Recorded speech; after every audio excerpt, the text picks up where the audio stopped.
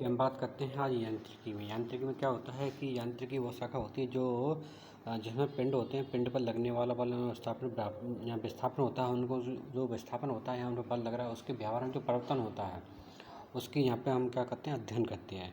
तो इसमें सबसे पहले देखते हैं भार। तो भार आ रहा है तो भार क्या होता है भाई प्रत्येक चीज़ में भार होता है, तो मतलब कोई भी चीज़ हो तो इसमें एक स्पष्ट क्या बोलते हैं डेफिनेशन दी गई है, तो उसके संदर्भ में ही देखेंगे भार होता क्या है। तो सबसे पहले हम बात करते हैं भार की। तो भार में देखते हैं इसकी एक अच्छी सी परिभाषा भी है, तो परिभाषा का भी देखेंगे कि किसी वस्तु पर पृथ्वी द्वारा लगाया गया आकर्षण बल उस वस्तु का भार कहलाता है, ठीक है ना।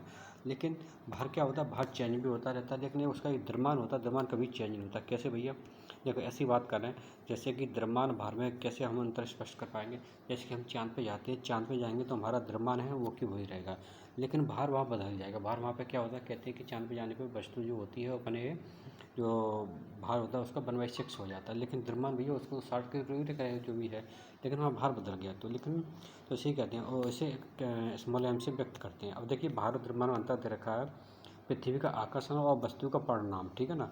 और दूसरी बात इसमें दे रखा है कि इसका मात्रक न्यूटन होता है, इसको किलोग्राम होता है। ये अदिश राशि है, ये सदिश राशि है। ये सदिश राशि क्या है, द्रव्यमान एक अदिश राशि है, वहीं भार की सदिश राशि है। भार भिन्न भिन्न वस्तुओं पर भार प्रत्येक वस्तु का भार भिन्न भिन्न स्थानों पर भिन्न भिन्न हो सकता है। किसी वस्तु का द्रव्यमान प्रत्येक स्थान पर एक जैसा ही रहेगा, वो चेंज नहीं होगा।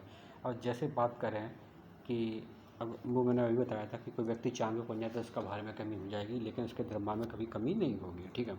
अब बात करते हैं दूरी और विस्थापन। देखो दूरी और विस्थापन दोनों सीधी सी बातें समझो कि विस्थापन क्या होता है, किसी दो वस्तुओं के बीच की जो दूरी होती है उससे विस्थापन कहते हैं।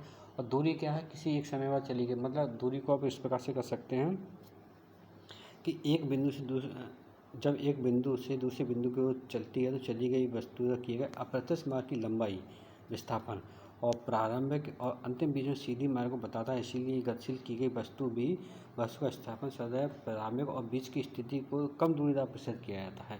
देखो चीज़ वो बताई, लेकिन यहाँ पर कितनी लंबी छोटी परिभाषा दे दी, यानी कि दो बीचों की दो वस्तुएं होती हैं, उनके बीच की जो दूरी होती है उसे विस्थापन कहते हैं।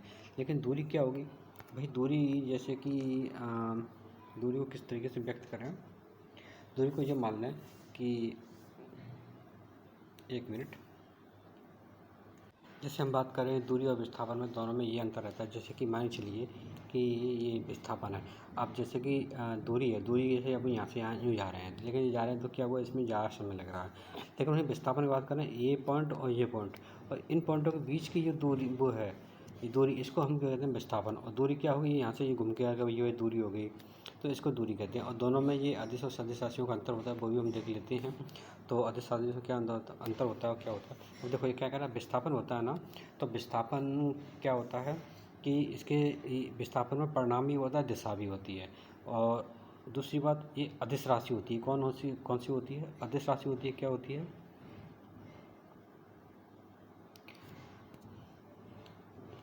देखिए फिर से समझते हैं कि दूरी होती है, दूरी में क्या रहता है, दूरी में केवल परिणाम होता है, ठीक है ना, उसमें दिशा नहीं होती है, ठीक है।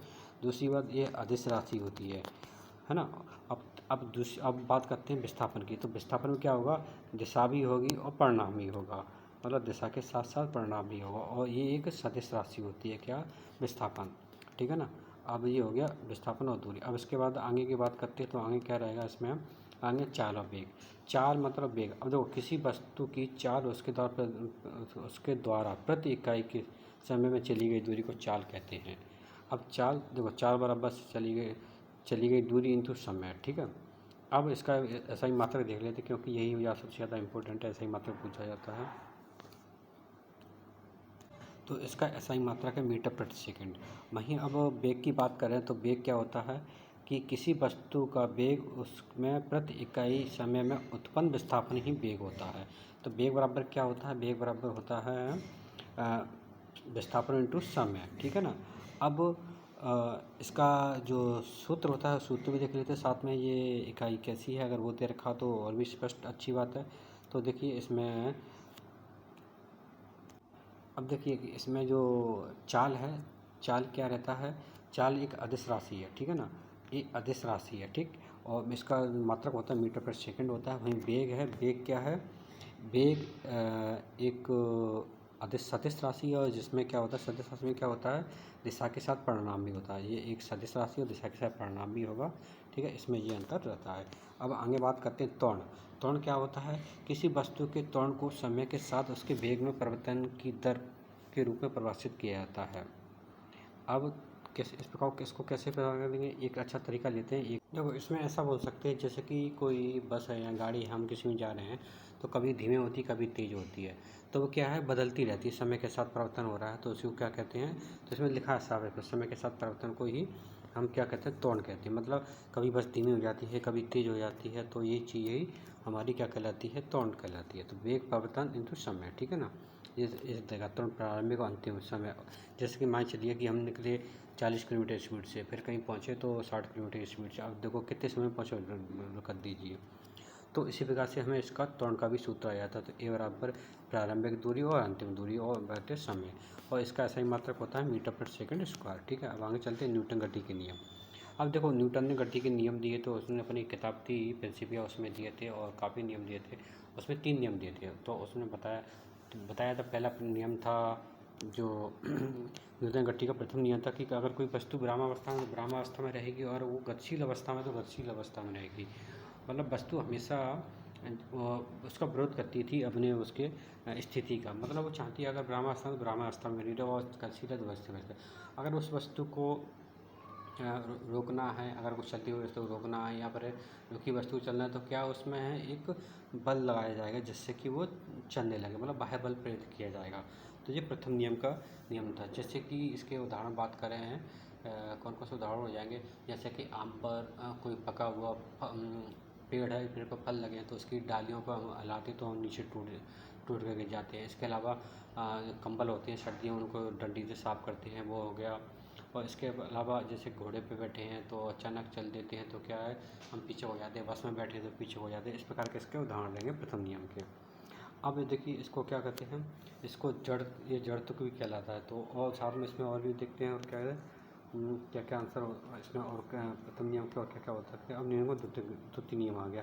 द्वितीय नियम से पहले इसके और अच्छे उदाहरण देखिए, इसमें और क्या क्या हो सकता है। जैसे जो प्रथम नियम होता है ना, प्रथम नियम से ही क्या होती है, बल की परिभाषा निकलती है। इसके अलावा प्रथम नियम को ही गैलीलियो का नियम या जड़त्व का नियम भी कहते हैं, ठीक है ना। और इसके अलावा जो प्रथम नियम होता है, प्रथम नियम से ही द्वितीय नियम की उत्पत्ति होती है, द्वितीय नियम बनता है। इसके मतलब बताएंगे कैसे क्या रहता है। और इसमें कुछ उदाहरण जैसे जैसे कि ठहरी हुई जो मोटर गाड़ी चलने पर व्यक्ति पीछे गए, और कंबल वाला ऑप्शन बताया। इसके अलावा और क्या देखते हैं, और जो प्रथम नियम है, प्रथम नियम के ही विस्तार क्या है, दूसरा नियम है। तो द्वितीय नियम में क्या रहता है कि उसमें संवेग परिवर्तन की दर होती है, और उसी को आरोपित किया जाता है। तो मतलब F बराबर m इंटू ए, संवेग परिवर्तन की दर, ये प्रथम नियम रहता है। मतलब प्रथम नियम का विस्तार इसमें क्या रहता है कि द्वितीय नियम में, जैसे कि गाड़ी है, गाड़ी किसी भीड़ के इलाके से जा रही है, तो भीड़ के इलाके से जाएगी, तो कभी वो रुकेगी, कभी जैसे कभी एकदम चल देगी, फिर रुक जाएगी, फिर चल देगी, फिर रुक जाएगी, फिर चल देगी। तो क्या हुआ इसमें, क्या फ्यूल की ख़त्म बहुत ज़्यादा होता है। तो ये प्रथम नियम के लिए द्वितीय नियम का बहुत अच्छा उदाहरण माना जाता है। अब इसका जो तीसरा नियम है उसे बनते हैं, देखिए F बराबर m में जो हमने बताया था उसमें साफ दे रखा है। अब बात करते हैं हम तीसरा नियम। जो तीसरा नियम रहता है गति का, वो क्या रहता है, क्रिया के बराबर प्रतिक्रिया, मतलब क्रिया के पीछे प्रतिक्रिया। जैसे कि हम किसी में चांटा मारते हैं तो हमारे हाथ में भी लगती है और उसके गाल में भी लगती है। इसके अच्छे अच्छे उदाहरण देख लेते हैं। जो दो हो गया उसमें, जैसे कि रॉकेट को छोड़ा जाता है तो वो उसका बहुत अच्छा उदाहरण है। किसी नाव में बैठे हो तो नाव से हम नदी में कूदें तो बहुत अच्छा उदाहरण है। जैसे बंदूक चलाते हैं, आपने कभी बंदूक चलाई हो तो एकदम पीछे को झटका देता है, तो बहुत अच्छा उदाहरण हो गया। इसके अलावा और काफ़ी अच्छे उदाहरण हो सकते हैं। अगर कोई और भी ध्यान आ रहा होगा तो मैं आपको ज़रूर बताऊँगा। और जैसे बंदूक चलाने वाला, और नाव से रॉकेट चलने के लिए नाव से कूदना, और क्या होगा, हाँ, और व्यक्ति जैसे कि क्या होता है कि खिलाड़ी होता है, कभी बॉल आती है बहुत तेज़ी, तो वो हाथ पीछे को कर देता है जिससे कि उसके हाथ में लगे ना और बॉल भी हाथ में आ जाए। तो इसका बहुत अच्छा उदाहरण रहता है, ठीक है ना। अब संवेग, किसी वस्तु के संवेग में उस वस्तु के द्रव्यमान और वेग के गुणनफल के बराबर होता है। संवेग एक्चुअल में होता क्या है, ये क्या होता है, संवेग द्रव्यमान इंटू वेग, मतलब p। ये एक मतलब किसी वस्तु के संवेग उस वस्तु के द्रव्यमान और मतलब वेग के गुणनफल बराबर होता है। और ये होता क्या है, सदिश राशि होती है। और सदिश राशि का मतलब क्या हो गया, इसमें दिशा भी होगी और इसमें परिणाम भी होगा। तो ये सदिश होता है। और ये कह रहा प्रत्येक वस्तु में संवेग होता है। तो संवेग को और स्पष्ट देखते हैं, कहीं दे रखा तो इसमें नहीं दे रखा, इसका मात्रक दे रखा है। तो मात्रक है इसका मात्रक इसमें दे रखा है। तो ये मात्रक आपको याद जरूर रखिए। ऐसा ही मात्रक इसमें किलोग्राम पर सेकंड है। संवेग परिवर्तन, और संवेग परिवर्तन क्या दे रखा है, किसी समान प्रति देखिए संवेग परिवर्तन का बल कब दे रखा है। तो आप ये नियम याद रख लीजिए, बाई चांस आया कि बल बराबर संवेग में परिवर्तन इंटू समय। तो ये आपके लिए बहुत इंपॉर्टेंट हो सकता है। इसके अलावा आगे देखते हैं और इसमें क्या क्या दे रखा है। ये पूरा फार्मूला उसको एकदम कैलकुलेट करके निकाला है। फिर संवेग संरक्षण का नियम, संवेग संरक्षण के नियम में देखो इसमें सबसे अच्छा इसका कोई उदाहरण हो तो वो देखते हैं। यदि दो या दो अथवा दो से अधिक पिंडों के समुदाय पर कोई बाह्य बल काम ना करे तो समुदाय संयुक्त संवेग स्थिति बना रहता है। इसे संवेग संरक्षण का नियम कहते हैं। थोड़ा सा अच्छा साफ स्पष्ट नहीं दे रखा है इसका। संवेग संरक्षण का सिद्धांत है, जैसे इसमें क्या बोलते हैं,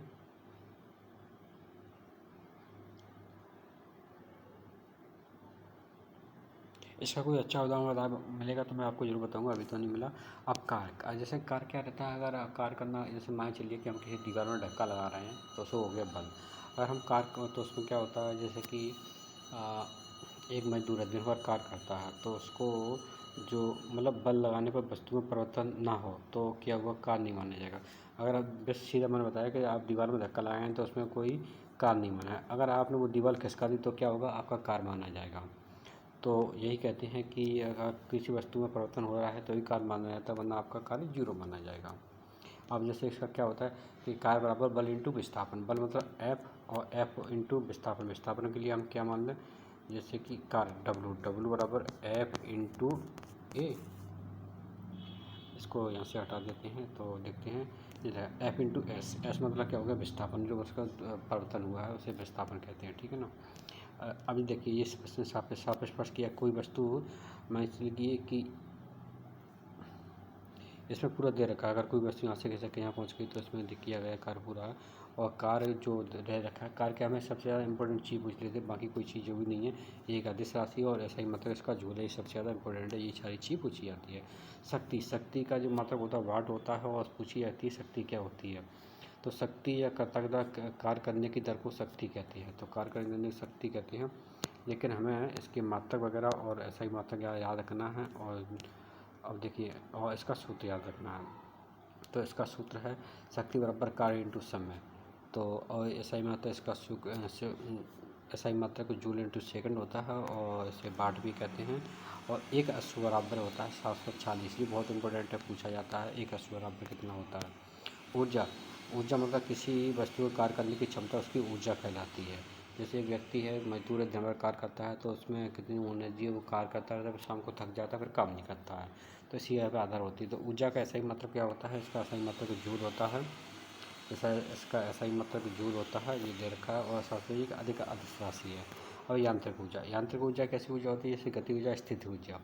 तो गति ऊर्जा जो गति करने का आती है वो, स्थिति ऊर्जा जो किसी स्थिति के कारण आती है। जैसे कि गति और स्थिति पर, स्थिति ऊर्जा समझ लेते हैं। स्थिति ऊर्जा की जैसे कि आपने देखा होगा जो बांध वगैरह बनाए जाते हैं या स्प्रिंग वगैरह होती है तो उसमें क्या स्थिति ऊर्जा पाई जाती है। जैसे बांध में पानी इकट्ठा किया उसके ऊपर वो पानी छोड़ा जाता है तो उससे बिजली बनाई जाती है, स्थिति ऊर्जा होगा।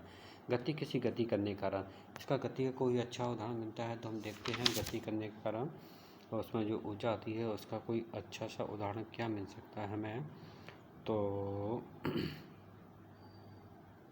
इसका कोई भी अच्छा सा उदाहरण मैं याद नहीं आ रहा, जैसे याद आता है।